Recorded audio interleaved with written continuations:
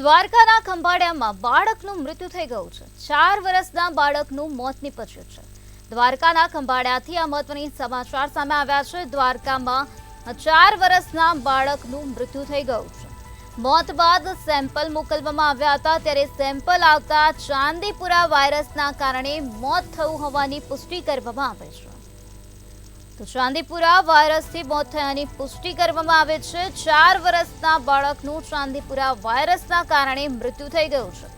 દેવભૂમિ દ્વારકાથી આ મહત્વના સમાચાર સામે આવ્યા, જ્યાં દેવભૂમિ દ્વારકા જિલ્લાના ખંભાળિયા તાલુકામાં આવેલ સીમાણી કાલાવડ ગામના બાળકનો ચાંદીપુરા વાયરસનો લેબ રિપોર્ટ પોઝિટિવ આવ્યો છે। 4 વર્ષના બાળકનું ચાંદીપુરા વાયરસના કારણે મૃત્યુ થઈ ગયું છે।